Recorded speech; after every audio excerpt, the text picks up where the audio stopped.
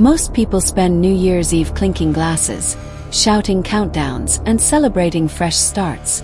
But on Kilmer Street, a quiet dead-end road tucked between empty fields and a line of old maple trees, the new year wasn't a celebration. It was a warning. The story centers on a man named Evan Marlowe. He wasn't the type who scared easily. He had worked night shifts, handled break-ins at his old apartment, and lived alone for years.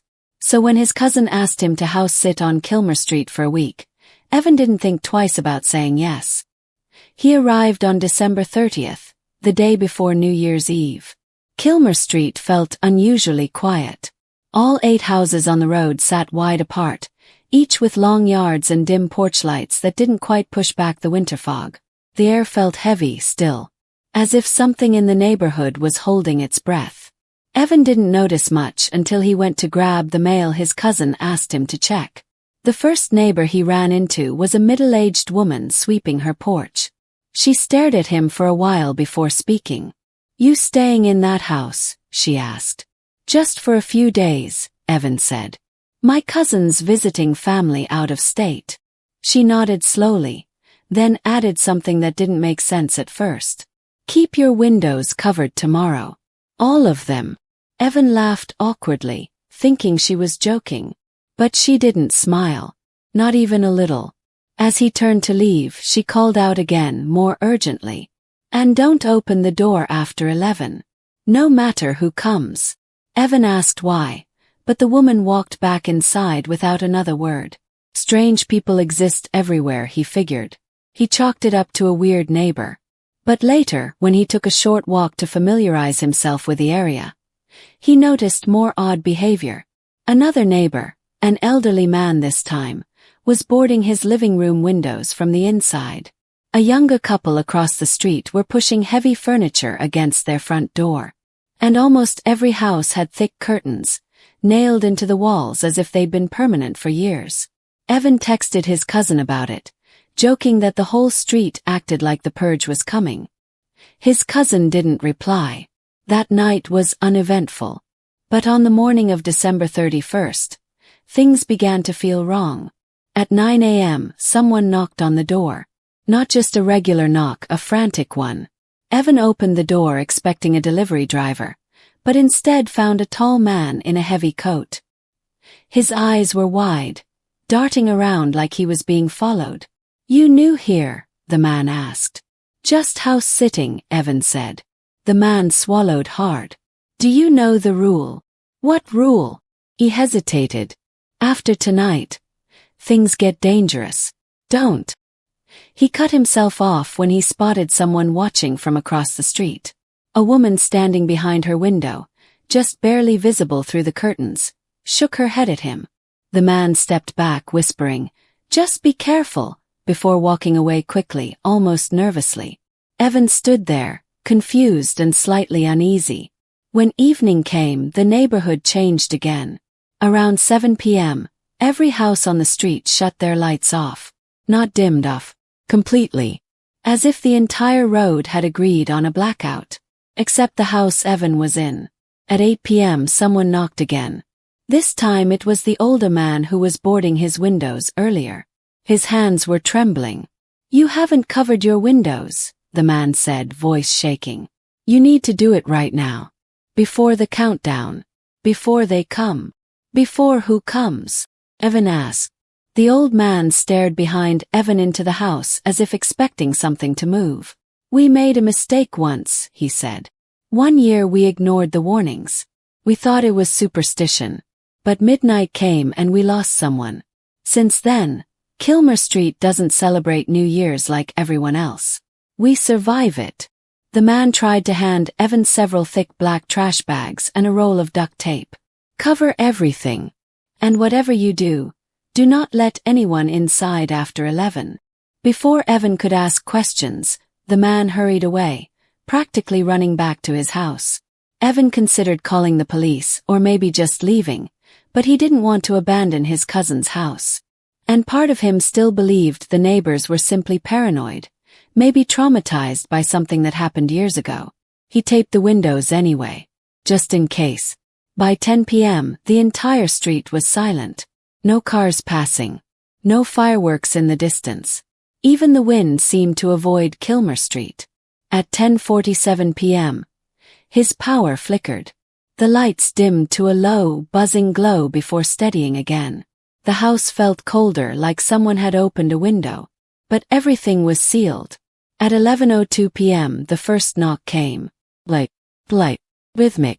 Sounded like a normal visitor. Too normal. Evan froze. The knocks came again, louder this time, echoing through the quiet house. He wasn't expecting anyone.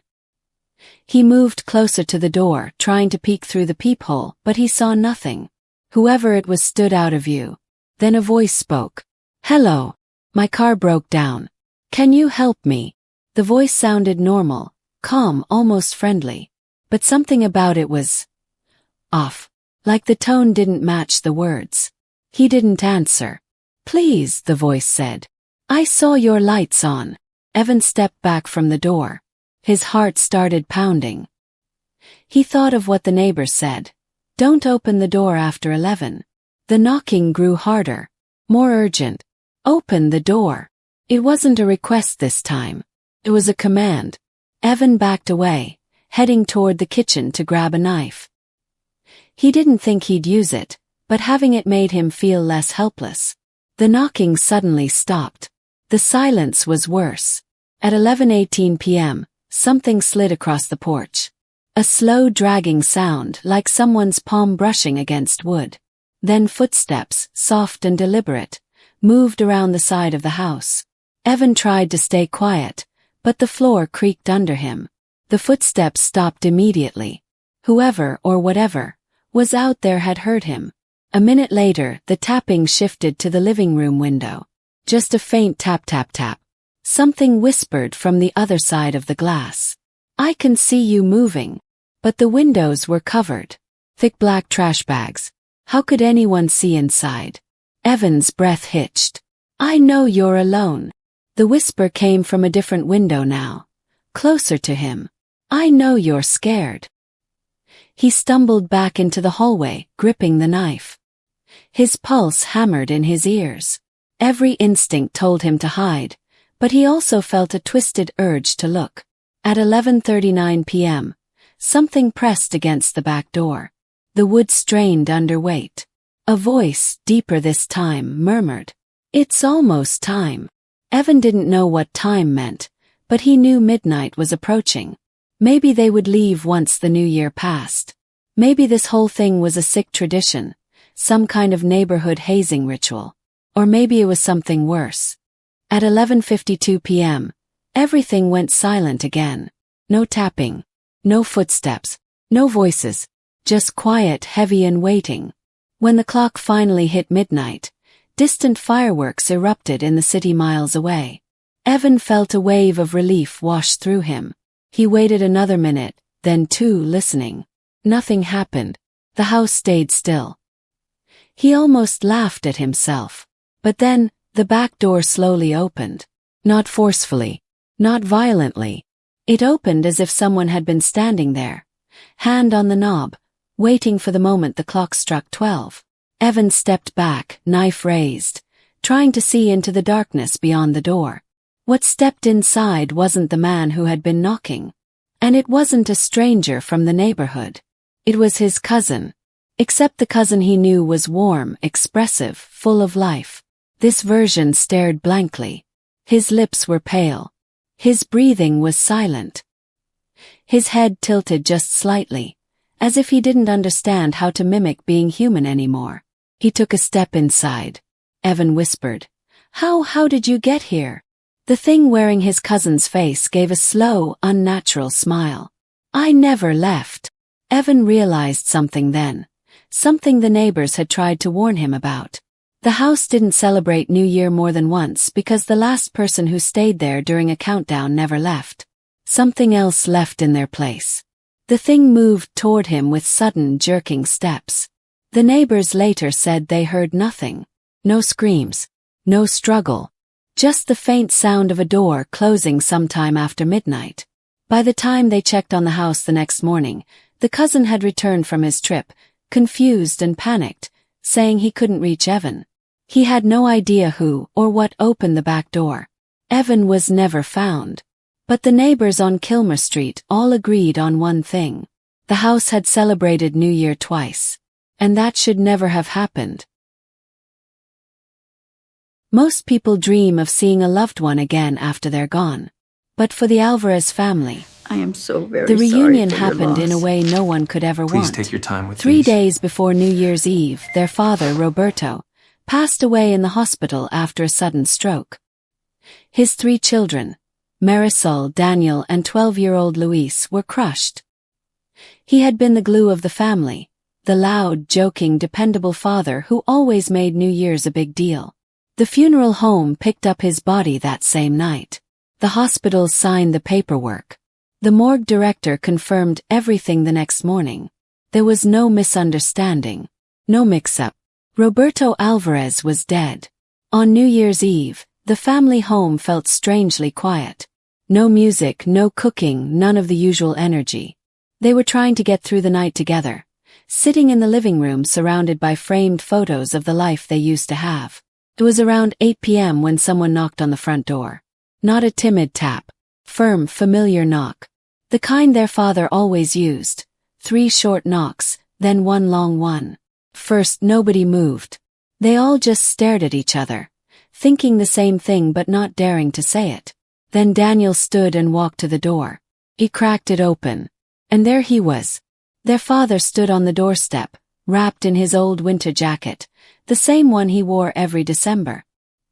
His hair was combed neatly, his posture steady, and his eyes bright like nothing had ever happened to him. "Why are you all looking at me like that?" he asked, stepping inside with a tired smile. "It's freezing out there." The family was frozen in place. Their mother dropped the glass she was holding. Luis whispered, "Dad," as if it were a question he was afraid to know the answer to. Their father laughed softly, confused but calm. "Of course it's me. Did you think I wouldn't come home for New Year's?" He hugged each of them. His body felt warm, solid. His breathing sounded normal. Everything about him seemed real. But no one could explain it.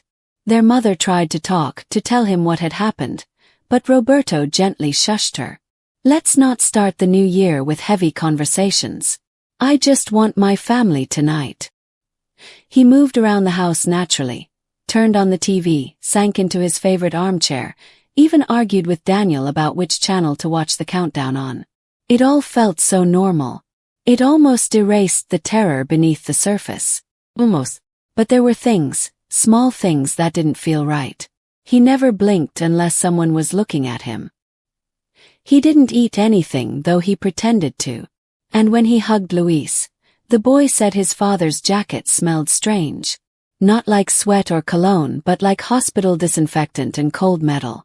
Around 11:20 p.m., their mother finally pleaded with him. "Roberto, we buried you. We signed the papers. You weren't breathing. You were gone." The living room fell silent. Their father didn't argue. He just stared at her, and slowly, sadly shook his head.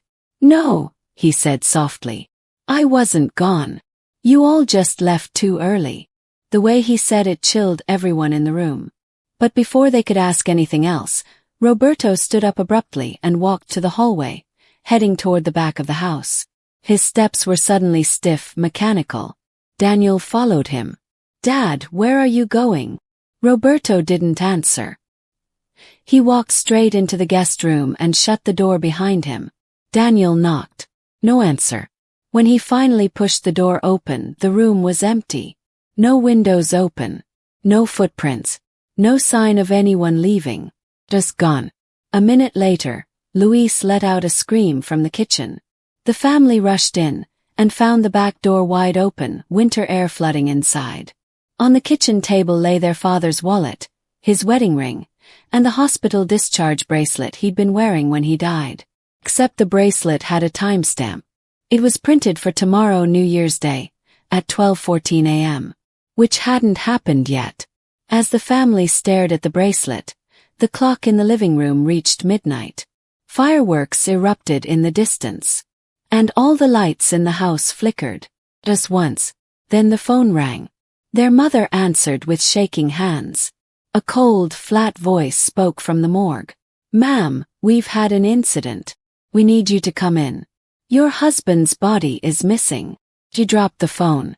Outside, in the darkness beyond the backyard, the family heard slow, heavy footsteps walking away. Too uneven to be alive, too purposeful to be an animal. They never found him.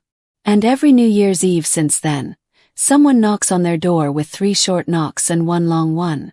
The Alvarez family never opens it. But they say sometimes, when the house is quiet, a man's voice speaks softly from the other side. "Let me in.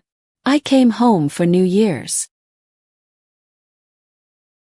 Most people think of New Year's Eve as fireworks, parties, and champagne. But on Saffron Ridge Lane, a quiet residential street tucked at the edge of a small town, New Year's Eve was something people prepared for with fear, not celebration. The families on that street followed one rule every December 31st. Never open your door after 11 p.m. No matter how softly, or how desperately, someone knocks. The story centers on a teenager named Riley Hargrove. Her family had only moved to Saffron Ridge in early December, and they hadn't heard the rule yet, not fully. The neighbors gave vague warnings, told them to stay inside, to keep their porch light off, and to ignore strangers if they came. Her parents assumed it was just small-town superstition, maybe an old prank, maybe something people exaggerated. Riley didn't think much of it either. Not until New Year's Eve finally came. Around 10:30 p.m., the neighborhood was completely dark. Every curtain drawn. Every porch empty. No fireworks. Not a single sound. The silence of that street felt wrong. At 10:58, Riley's mom started locking up. Her dad checked the windows, muttering about how overboard the neighbors were about a local tradition. Riley joked about it too, but there was something unsettling about the way her mother kept glancing at the front door, as if she expected it to move. At 11:04 p.m. the first knock came. It wasn't loud, just a soft, polite tapping. Tap, tap, tap. Riley froze. Her dad called out, "Hello? Who's there?" Nobody answered. Another set of slow, careful taps came, almost like the person outside didn't want to disturb them. Her mom whispered, "Don't go near it." Her voice shook in a way Riley had never heard before. The knocking stopped. They all stood there listening. The house felt smaller, tighter, as if something outside was leaning against it. Then another tap, but this time at the back door. Riley's father stiffened. "That's enough. I'm checking it." Before anyone could stop him, he walked down the hallway toward the kitchen. Riley followed several steps behind, staying close to the wall. As he reached the kitchen doorway, he froze completely. Someone was standing on the other side of the glass door. A tall figure clothed in a long, weather-beaten coat. Their face was hidden by a hood, head tilted down. They weren't moving except for one thing. Their hand. It tapped the glass slowly, rhythmically, as if marking a countdown to something only they understood. The hand dropped. The figure slowly turned its head toward Riley's father, not lifting the hood, not shifting its weight, just turning its head like it was made of something not meant to bend. Riley's dad backed away, pale and speechless. Then suddenly 3 knocks pounded on the front door. They all turned. Someone else was out there. Then more knocks on the garage door, the side entrance, the living room window. More and more, until it sounded like the entire house was surrounded by people tapping, knocking, brushing their fingers across the walls. Riley whispered, "Who are they?" Her mother swallowed hard. "They're called the New Year Knockers. They come to a different neighborhood every year. And they always choose someone." Riley's dad's voice broke. "Choose for what?" Her mother didn't answer. She didn't have to. At 11:53, everything stopped. The knocking, the tapping, the sounds outside. The silence returned. But now it felt worse. Riley's dad stepped forward, trying to look braver than he felt. Maybe they left. Maybe it's over. Then someone spoke through the front door. A woman's voice. To come. Please, open up. It's cold out here. Riley's heart dropped. It was her own voice. Her exact tone, her exact cadence. Whispering from the other side of the locked door. Mom. It's me. Please let me in. Her father grabbed Riley's arm and pulled her behind him. Her mother started crying silently. The voice repeated, sounding more desperate. Open the door. I'm out here. I need help. Riley whispered. That's not me. That's not me. The voice outside twisted suddenly. Lower, harsher, almost angry. Let me in. A fist slammed against the door. Then another. Then a dozen all around the house, pounding at the same time, shaking the walls. Riley's family huddled together in the hallway as the house trembled with every hit. Then everything stopped again. Dead silent. The digital clock on the microwave reached midnight. 12 a.m.